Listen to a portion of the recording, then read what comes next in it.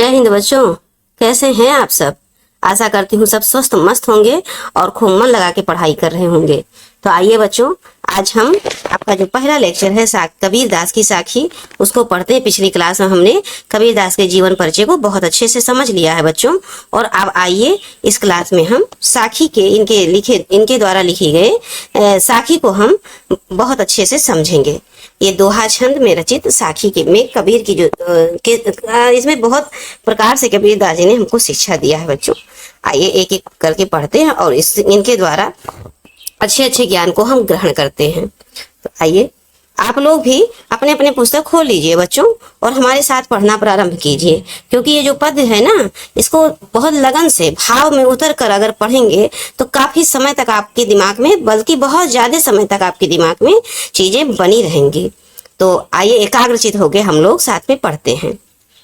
देखिए बच्चों, इसमें पहली पंक्ति है, बलिहारी गुर आपने दो हाड़ी कई बार और जिन मानिस तय देवता करत न लागी बार। इसके माध्यम से देखिए बच्चों, इसमें बलिहारी का अर्थ क्या होता है, तो न्यौछावर करना होता है। इसमें जगह का अभाव है बच्चों, इसलिए हम बोल रहे हैं, आप लोग लिखते जाइएगा। आपने मतलब यहाँ पर यह राजस्थानी भाषा है बच्चों, तो इसमें आपने का अर्थ होता है अपने। और दौहाड़ी, एक दिन में दौहाड़ी मतलब क्या होता है बच्चों, एक दिन को दौहाड़ी कहा जाता है। और कई बार मतलब कितनी बार, आप तो जानते हैं मतलब बार कितनी बार, कई बार कितनी बार यानी कि अनेक बार। जिन माने जिस गुरु ने, जिन यहाँ पर देखिए जिस गुरु ने, और मानिस मतलब बच्चों आप जानते हैं मनुष्य होता है। देखिए एक एक अर्थ को ध्यान से सुनते जाइए, और ना हो तो आपने पुस्तक खोल रखा हो तो आप पेंसिल से पुस्तक में ही लिखते जाइए, और नहीं तो फिर आप कॉपी में अलग नोट कर लीजिए। इस पाठ का नाम डाल दीजिए और शब्द अर्थ करके लिख लीजिए। उसके बाद आप अपने आप से जब पढ़ेंगे तो वहां पर देखते जाएंगे। और देखिए बच्चों, मानिस मतलब मनुष्य होता है, और तय अर्थात यहाँ पर तय का अर्थ से होता है। तय देवता अर्थात से देवता, और बार, यहाँ पर बार का अर्थ हो जाएगा बच्चों देर। यहाँ पर बार का अर्थ क्या हो जाएगा, देर। अब आइए इसके भाव को हम समझते हैं। इसमें क्या, इस काव्यांजलि में बच्चों ये जो साखी है ना, साखी शीर्षक से उद्धृत है, और इसमें जो रचयिता हैं संत कबीर दास जी हैं। इसके रचयिता आप जानते ही हो, कबीर दास जी, हमने जीवन परिचय समझाया ही है। तो प्रसंग में देखिए बच्चों, इसमें क्या कहते हैं, कवि ने गुरु के प्रति अपने समर्पण भाव को अभिव्यक्त किया है, और अपने काव्य में इन्होंने गुरु महिमा का विशेष बल दिया है। अर्थात इस पंक्ति से हमको संदेश मिलता है बच्चों कि हमें अपने गुरु का सम्मान करना चाहिए। व्याख्या में देखिए बच्चों, भावार्थ को समझिए कि यहाँ पर अपने गुरु को परब्रह्मा के समान मानते हुए कवि कहते हैं कि वह अपने आप को, वह कौन, कबीर दास जी, अपने आप को अपने गुरु पर एक दिन में अनेक बार न्यौछावर कर सकते हैं। गुरु ने उनके जैसे शिष्य को, गुरु ने जो उनके जैसे शिष्य को मनुष्य से देवता बना दिया। ये देखिए, मानिस तय देवता, तय मतलब से होता है, तो मनुष्य से देवता बना दिया। ये इसलिए कहते हैं कि उन्होंने मुझ जैसे मनुष्य को देवता बना दिया, और इसलिए मैं अपने गुरु को एक दिन में कई बार न्यौछावर कर सकता हूँ। फिर आगे कहते हैं बच्चों कि देवता बनाने में जरा सा भी देर नहीं की। इनका कहने का अर्थ है कि गुरु ने अपनी शिक्षा के द्वारा, अपने ज्ञान के द्वारा शिष्य को आत्मबोध कराया, अर्थात ये सिखाया कि जिससे वो आत्मा के सर्वव्यापक स्वरूप को जान पा रहे हैं। अब अर्थात बच्चों, इनके गुरु ने इनको ईश्वर का ज्ञान कराया। इसका मतलब यह है बच्चों कि वो अपनी भक्ति से संसार में रहते हुए ही संसार से मुक्ति पाकर पर ब्रह्मा में लीन होकर, ईश्वर में लीन होकर ईश्वर के स्वरूप में खो गए। और कभी मनुष्य से देवता बनने में उनकी यही भाव अंतर्निहित है बच्चों, कि मनुष्य से देवता बनाए, मतलब कि उन्होंने मुझे शिक्षा दी, दीक्षा दी, ज्ञान दिया कि मैं कैसे जीवन जीते हुए भी ईश्वर का ध्यान करते हुए ईश्वर में लीन हो जाऊं एक दिन। तो आइए बच्चों, अब हम नेक्स्ट पंक्ति पे चलते हैं। सतगुरु की महिमा अनंत, अनंत किया उपकार, और लोचन अनंत उघाड़िया, अनंत दिखावन हार। ये देखिए बच्चों, क्या कह रहे हैं कि सतगुरु की महिमा अनंत है, और अनंत किया उपकार, उन्होंने हम पर अनंत क्या किया है, उपकार किया। उपकार का अर्थ यहाँ पर बच्चों उपकार होगा। लोचन अनंत उघाड़िया और अनंत दिखावन हार। लोचन अर्थात बच्चों नेत्र से होता है, अनंत मतलब नेत्र, लोचन अर्थात नेत्र, अनंत अर्थात दिव्य दृष्टि। लोचन अनंत अर्थात आप समझ सकते हैं बच्चों की दिव्य दृष्टि, उघाड़िया मतलब खोल दिया। अनंत, अनंत ब्रह्मा, अनंत ब्रह्मा या ईश्वर का, प्रभु का विराट स्वरूप दिखाया हमको। दिखाने वाले, ईश्वर का विराट स्वरूप दिखाने वाले कौन है बच्चों? तो उनके गुरु हैं, यही सतगुरु। तो आइए इसके भाव को समझते हैं। सतगुरु की महिमा का वर्णन करते हुए कवि कहते हैं कि उनकी जो महिमा है बच्चों अनंत है। कवि कहते हैं कि जो हमारे गुरु हैं उनकी महिमा कैसी है? अनंत है, क्योंकि उन्होंने हम पर अनंत प्रकार से उपकार किए हैं। उन्होंने कवि को दिव्य दृष्टि प्रदान की है, अनंत ब्रह्मा के दर्शन कराए हैं। सदगुरु की परम कृपा से ही कवि को परमात्मा की अनंत सत्ता का परिचय प्राप्त हुआ है एवं वह ईश्वर का साक्षात्कार कर सके हैं, अर्थात ईश्वर को देख सके हैं। देखिए बच्चों, इसमें क्वेश्चन किस प्रकार से बनेंगे? इसमें क्वेश्चन आपको ऐसे पंक्ति दे देंगे, पंक्ति देने के बाद यहाँ पर अंडरलाइन कर देंगे और अंडरलाइन करके कहेंगे कि अंडरलाइन जो पंक्ति है इसका व्याख्या कीजिए। एक तो ये क्वेश्चन बन जाएगा। दूसरा ये क्वेश्चन बन जाएगा कि प्रस्तुत पंक्ति में कौन सा अलंकार है या किस रस का प्रयोग हुआ है। इस प्रकार से क्वेश्चन आपसे बनेंगे। तो बच्चों यहाँ पर देखिए 2 बार अनंत अनंत का प्रयोग हुआ है ना, देख रहे हैं ना। तो एक अनंत का अर्थ होता है बच्चों की अनंत मतलब अपार, और दूसरे अनंत का अर्थ होता है बच्चों मतलब पर ब्रह्मा से, अर्थात अनंत है। ईश्वर कैसे हैं? अनंत नहीं है। तो दो यहाँ पर मतलब जहां पर एक शब्द 2 बार आए और उन शब्दों का अर्थ अलग अलग हो, मतलब एक अनंत का अर्थ अलग है और एक अनंत का अर्थ अलग है, तो वहां पर बच्चों उपमा अलंकार हो जाएगा। कैसा अलंकार? सॉरी बच्चों, सॉरी, यमक अलंकार हो जाएगा। उपमा अलंकार में तो सम समान शब्द रहेंगे, तब सम शब्द लगा हुआ है तो आप वहां पर उपमा समझेंगे। लेकिन यहाँ पर अगर एक ही शब्द है और 2 बार आया और दोनों का अर्थ अलग अलग है तो वहां पर यमक अलंकार हो जाएगा। जैसे काली घटा का घमंड घटा, अब यहाँ पर 2 बार घटा घटा आया है तो एक बार घटा का अर्थ हो जाएगा बादल से और दूसरी बार के घटा का अर्थ हो जाएगा कि कम हो गया, घट गया। इसी प्रकार से है बच्चों। आइए नेक्स्ट पंक्ति को हम लोग समझते हैं। दीपक दिया तेल भरी, बाती दई अघट, और पूरा किया विषाण हुणा, और बहुर न आओ आओ हट। यहाँ पर बच्चों देखिए दीपक का अर्थ यहाँ पर दिया है कवि ने कि ज्ञान रूपी दीपक से किया है दीपक का अर्थ, और तेल माना है कि भगवत रूपी अर्थात प्रेम रूपी तेल, भगवत प्रेम, ईश्वर के प्रति प्रेम रूपी तेल, और बाती अर्थात सुरत ध्यान स्मरण करना, ईश्वर को ध्यान करना स्मरण करना। अघट मतलब ना घटने वाली, घट माने घटना और अघट माने कभी ना घटने वाली, अर्थात अक्षय एकदम अटूट। और विषाहुड़ा मतलब फेरा करना अर्थात क्रय विक्रय करना, खरीदना। विषाहुड़ा अर्थात खरीदना बेचना। और बहुर माने फिर से, फिर दोबारा। और हट मतलब हाट बाजार, यहाँ पर हट मतलब होगा बेटा हाट बाजार से। अब आइए इसके व्याख्या को समझते हैं। इसमें कबीर क्या कहते हैं? कबीर कहते हैं कि गुरु ने उन्हें प्रेम रूपी तेल से भरा हुआ ज्ञान रूपी दीपक दे दिया है और उसमें कभी ना घटने वाली ईश्वर को पाने वाली लगन रूपी अक्षय बाती भी डाल दी है। इस अद्भुत ज्ञान रूपी दीपक के प्रकाश में कवि की सांसारिक वासना है, सांसारिक जो आवश्यकता है वो सब समाप्त हो गई है।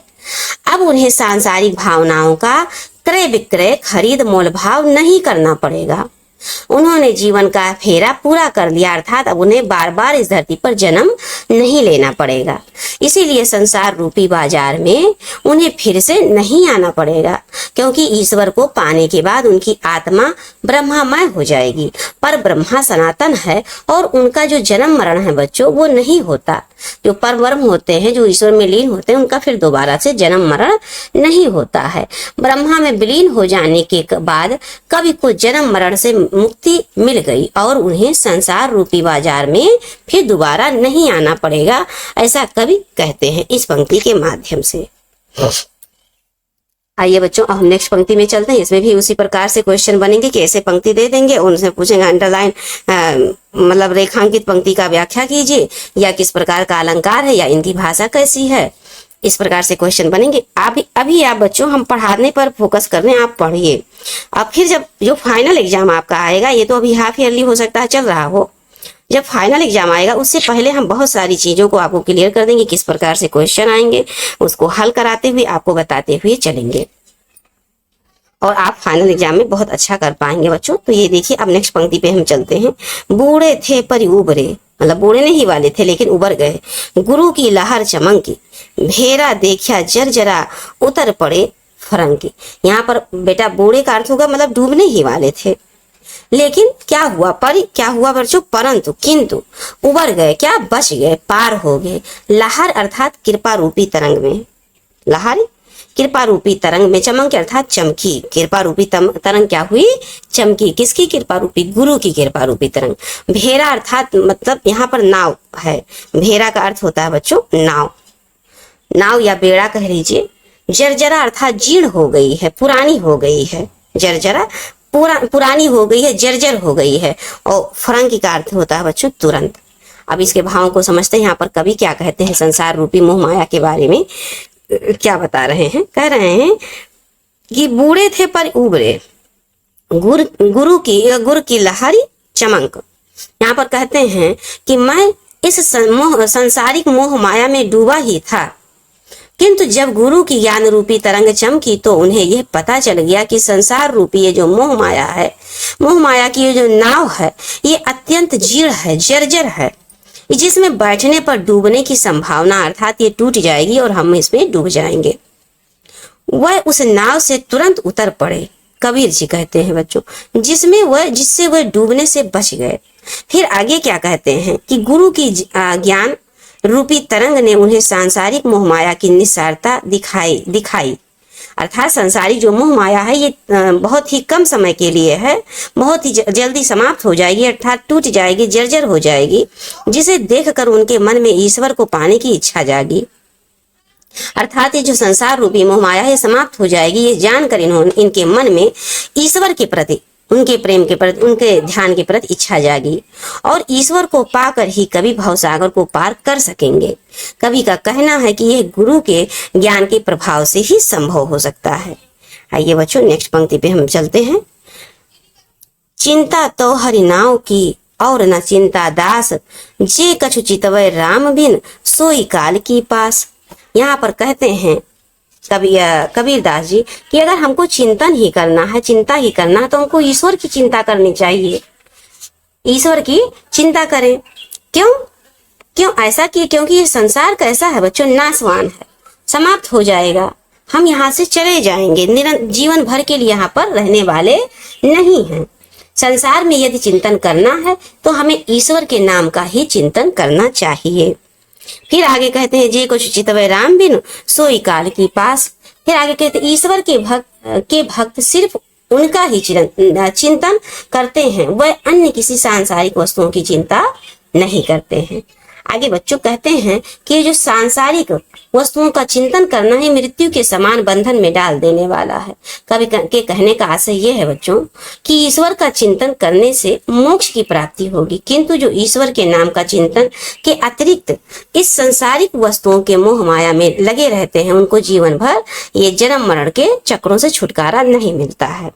नेक्स्ट पंक्ति में देखिए बच्चों, तू करता तू भया मुझ मैं रही न हूं, और बारी फेरी बल गई जित देखो तित तुम। इसमें कहते हैं बच्चों कि कवि कह रहे हैं कि ईश्वर के नाम को निरंतर जपने से उनका जो अहंकार है अर्थात मैं का जो भाव है वो समाप्त हो गया। उनकी आत्मा ने परमात्मा से एकाकारिता कर ली, जिससे उन्हें जन्म मरण के चक्रों से क्या हो गई, मुक्ति मिल गई। फिर आगे कहते हैं बच्चों कि उनकी जो आत्मा है परमात्मा पर न्यौछावर हो जाती है, ईश्वर पर न्यौछावर हो जाती है, क्योंकि परमात्मा में विलीन हो जाने से ही उन्हें संसार के बंधनों से छुटकारा मिल सकता है। आइए नेक्स्ट पंक्ति पे चलते हैं बच्चों। कबीर सूता क्या करे काहे न देखे जागी, जाके संग तय बिछुड़ियां ताही के संग लागी। यहाँ पर बच्चों अर्थों को देख लीजिए थोड़ा बहुत। ये देखिए, सूता अर्थात सोया हुआ, जागी मतलब जाग कर, भ्रम मतलब त्याग कर। भ्रम जो है भ्रम को त्याग दीजिए, ऐसा कह रहे हैं, भ्रम को त्याग दीजिए। फिर आगे क्या कहते हैं, फिर आगे बच्चों जाके अर्थात जिसके, बिछुड़िया मतलब बिछुड़ गया, साफ साफ स्पष्ट होता है कि बिछुड़ गया। ये देखिए बिछुड़िया, बिछुड़ गया। इसमें कवि कहते हैं कि हे मनुष्य, तू मोह रूपी निद्रा में पड़ा हुआ क्या कर रहा है? तू जाग, जाग कर वास्तविक तथ्य को क्यों नहीं देख पा रहा है?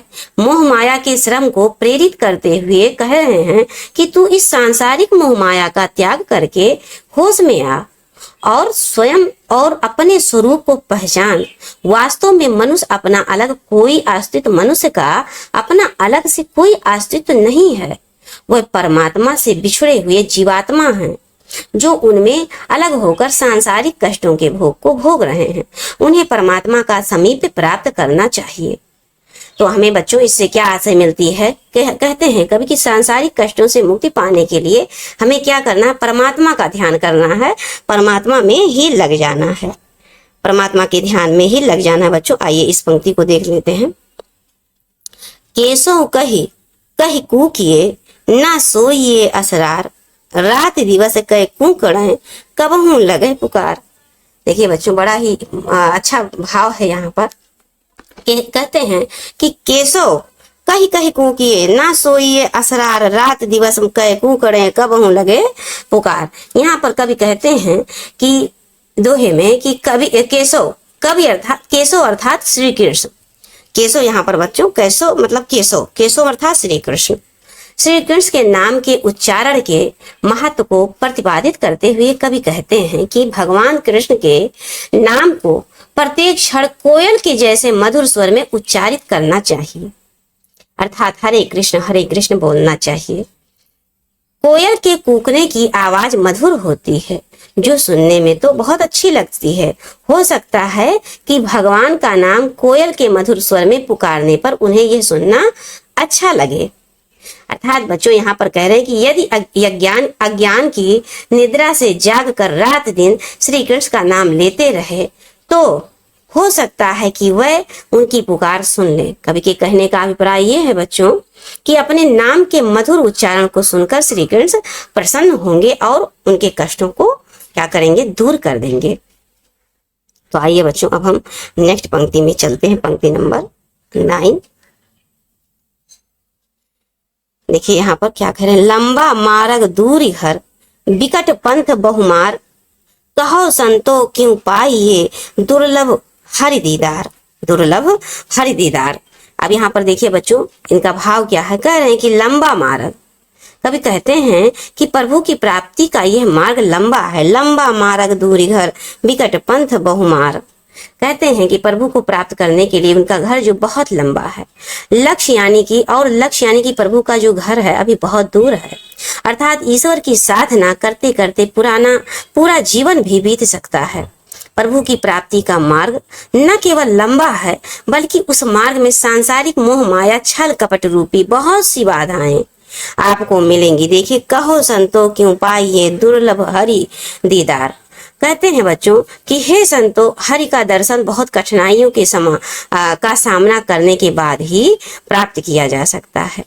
अभिप्राय ये है बच्चों कि प्रभु तक पहुंचने का जो मार्ग है अत्यंत कठिनाइयों से भरा हुआ है, ऐसा कबीरदास जी कहते हैं। आगे देखिए क्या कह रहे हैं बच्चों, यह तन जालों मसी करो, लिखो राम का नाव, लेखन करूं करंक की, और लिख लिख राम पठाऊं। यहाँ पर बहुत सी सुंदर भक्ति का संदेश दिया है बच्चों। कह रहे हैं कि यह तनु जारो मसी करो और लिखो राम का नाम, लेखन करो करंक की, और लिख लिख राम पठाओ। यहाँ पर कह रहे हैं मस मतलब आप जानते होंगे बच्चों, मस स्याही को कहते हैं, और नाव मतलब नाम भी आप जानते हैं, नाव का अर्थ नाम होता है। लेखनी आप ये भी समझ रहे होंगे कि लेखनी कलम को कहते हैं। करंक अर्थात आप ये करंक मतलब ये जान लीजिए, करंक इसको हड्डी को कहते हैं। अपने हड्डियों को क्या करें, कलम बना दें और राम के नाम को लिख लिख के उनके पास भेजें, ऐसा इनका भाव है बच्चों। देखिए कवि कहते हैं कि अपने स्तन को जलाकर मैं स्याही बना दूंगा। कवि कहते हैं कि मैं अपने स्तन को जलाकर स्याही बना दूंगा, यह तन जालों जलाकर मसी करो मस बना दूंगा, स्याही बना दूंगा, जिससे राम के नाम को लिख सकूं और अपने शरीर की हड्डियों को लेखनी बना दूंगा। इस हड्डी रूपी लेखनी और शरीर रूपी स्याही से मैं प्रभु का नाम लिख लिख कर उन्हें भेजूंगा, जिससे वह मेरी व्याकुलता की दशा को पहचान सकेंगे। तो मुझे पूरा विश्वास है बच्चों आपको भावार्थ समझ में आ रहा होगा। देखिए ज्यादा नहीं है, ये देखिए 21 पंक्ति इधर है, तो इसको चूंकि ये वीडियो 2 पार्ट में बनेगा बेटा, देख लीजिए पीछे एक पदावली है, तो पदावली को हम नेक्स्ट लेक्चर में पढ़ाएंगे। तो आइए इस यहाँ तक कंप्लीट कर लेते हैं। आप लोग धैर्य पूर्वक पढ़ें, धैर्य से सुनते रहें। यहाँ पर क्या कह रहे हैं आगे, आइए बच्चों अब नेक्स्ट पंक्ति पे चलते हैं। देखिए यहाँ पर, कै बिरहन को मीच दे, कै आपा दिखलाए, 8 पहर का दाक्षिणा मोह पे सहिया न जाए। यहाँ पर देखिए बच्चों इस भाव को बिरहन अर्थात आत्मा रूपी बिरहणी, आत्मा रूपी गृहिणी, मीच अर्थात मृत्यु का, इस मीच का अर्थ होता है बच्चों मृत्यु, और आपा अर्थात अपना होता है, दाक्षिणा मतलब दग्ध होना। देखिए यहाँ पर लिखा हुआ है दाक्षिणा, दग्ध होना इसका अर्थ होता है, अर्थात जलना। अब यहाँ पर भावों को समझिए बच्चों, यहाँ पर कह रहे हैं कबीर जी कि अपने विरह की चरमा अवस्था को व्यक्त करते हुए कह रहे हैं, मतलब विरह में पूरी तरह से लीन हैं। कह रहे हैं कि हे प्रभु, या तो अब इस बिरहणी जीवात्मा को मृत्यु प्रदान करो, कै बिरहनी को मीच दें मतलब मृत्यु प्रदान करो। मृत्यु यहाँ पर बच्चों मृत्यु होगा। देखिए यहाँ पर थोड़ा सा स्पेस हम लिख देते हैं, मृत्यु, या तो इस जीवात्मा को मृत्यु प्रदान करो या फिर इसे अपना दर्शन देकर कृतार्थ करो। ये जीवात्मा परमात्मा से बिछुड़कर दिन रात वियोग की अग्नि में जल रही है। तुम्हारे दर्शन से वंचित होकर, तुम्हारे विरह में व्याकुल होकर 8 पहर अर्थात दिन रात का जलना अब सहन नहीं होता। यहाँ पर बच्चों इसलिए तुम शीघ्र ही आकर मेरी विरह व्यथा दुख को दूर करो। देखिए बच्चों इसमें जो भाव है, विरह की तीव्रता व्यथा यहाँ पर व्यक्त की है कबीरदास जी ने। और यहाँ पर बेटा देखिए भाषा इनकी कैसी है, तो आप अच्छे से जानते हैं कि कबीरदास की भाषा जो है सधुक्कड़ी है और पंचमेल खिचड़ी है। इसको मतलब इनकी भाषा को, क्योंकि इनकी भाषा में बहुत सारी भाषाएं सम्मिलित हैं, कई भाषाओं में मिलकर ये बोलते हैं, तो सधुक्कड़ी और पंचमेल खिचड़ी कह सकते हैं इनकी भाषा को। यहाँ पर छंद जो है बच्चों दोहा है, दोहा को पहचानने के लिए देखिए यहाँ पर लाई है, जाई है, देखिए जाई समाई, नाही माही, ना उठाऊं, ये देखना है ना, तो इससे आप पहचान लीजिए कि यहाँ पर दोहा है। दोहा छंद में अंतिम में जो होता है लय बैठता है, तुक बैठता है बच्चों। देखिए दोनों हर जगह तुक आप देखेंगे। तो आप आइए बच्चों पंक्ति नंबर 12 में आप हम चलते हैं। देख रहे हैं यहाँ पर कबीरदास जी क्या कह रहे हैं, कबीर रेख सईन दूर, कबीर रेख सईन दूर की, और काजल दिया न जाए, नैनू रमैया रमी रहा, दूजा कहाँ समाए। देखिए यहाँ पर कह रहे हैं कि सौभाग्यवती जो स्त्री की तरह मैं अपनी मांग में सिंदूर की रेखा लगाई हूँ, और जो ईश्वर के प्रति अपने अनन्य भक्ति और अनुराग का सूचक है, उसे कबीर कहते हैं कि ईश्वर भक्ति में लीन है, और वो कबीर ईश्वर भक्ति में लीन है। वह अपनी आंखों में काजल नहीं लगा पा रहे हैं, क्योंकि उनकी आंखों में श्री राम रूपी प्रियतम बसे हुए हैं। और यहाँ काजल विषय वासना का प्रतीक है बच्चों। तो कवि कह रहे हैं कि वह ईश्वर के अनन्य प्रेम में डूबे हुए हैं, जहाँ विषय वासना का कोई स्थान नहीं, अर्थात संसार रूपी सुख का अब उनको कोई स्थान नहीं है। अब आइए नेक्स्ट पंक्ति पे चलते हैं बच्चों। ये देखिए बस धैर्य पूर्वक बने रहिए। सायर नाही सीप बिन स्वात बूंद भी नाही, और कबीर मोती नीपजय सुन सिसर गढ़ माही। अब यहाँ पर देखिए बच्चों क्या कह रहे हैं, यहाँ सायर का अर्थ सागर होता है बच्चों, सागर से है, और सीप आप तो जानते हैं मोती कहते हैं, और स्वाति एक प्रकार का नक्षत्र होता है, आप जानते होंगे बच्चों। स्वाति नक्षत्र में अगर कोई बूंद सीप पर गिर जाए तो वो मोती बन जाता है, और सांप उस बूंद को पी ले तो उसके मुंह में विष बन जाता है। इस प्रकार से स्वाति नक्षत्र की बूंदों की बात यहाँ पर कही जा रही है बच्चों। तो आइए इसके भावों को समझते हैं। कह रहे हैं कि सागर में स्थिर जो सीप है, सागर में स्थित जो सीप में स्वाति नक्षत्र के होने वाली वर्षा की बूंद जब पड़ती है तो मोती अर्थात मोती बन जाती है। और फिर आगे कवि कहते हैं कि मुक्ति रूपी मोती ब्रह्मरंध्र में अगर उत्पन्न हो जाए, तो जहां ना तो सागर है, ना ही सीप और ना ही स्वाति नक्षत्र की बूंद है, तो ये मुक्ति रूपी मोती कुंडलनी की जागृत के बाद सुषुम्ना मार्ग से उनके ब्रह्मरंध्र में पहुंचने पर सहस दल कमल के खिलने से उत्पन्न होता है। अर्थात ये बच्चों भक्ति भावना की बात कर रहे हैं। जब हम ईश्वर का ध्यान करते हैं तो इसमें बहुत हमारे शरीर के भीतर ही बहुत सारी ब्रह्म नाड़ियां हैं जिसमें ये जिसकी बात ये करते हैं। आगे कहते हैं कि जो साधक होता है अर्थात जीवात्मा होता है, ये संसारिक या लौकिक जगत से परे अलौकिक जगत में प्रवेश करता है। मतलब इस संसार के जो दुनियादारी है, मोह माया है, उससे परे होकर और ईश्वर की भक्ति में लीन होते हैं। इसे ही मुक्ति कहते हैं, इसे ही मुक्ति कहते हैं बच्चों, जिससे साधक को ईश्वर की अनुभूति होती है। आइए बच्चों अब हम नेक्स्ट पंक्ति में चलते हैं। पंक्ति 14 है, पाणी ही तय हिम भया, हिम हवे गया बिलाए, जो कुछ था सोई भया, अब कुछ कहा न जाए। आगे ये कहते हैं पानी मतलब पानी से है अर्थ बच्चों, ये राजस्थानी भाषा है पानी।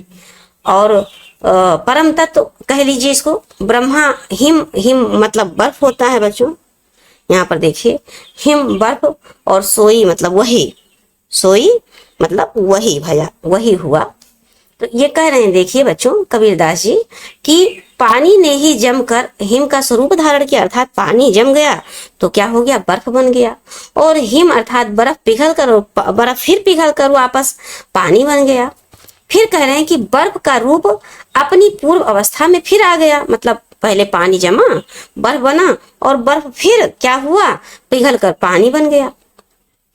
तो कह रहे हैं कि बर्फ जो पहले था अब वह पुनः वही हो गया।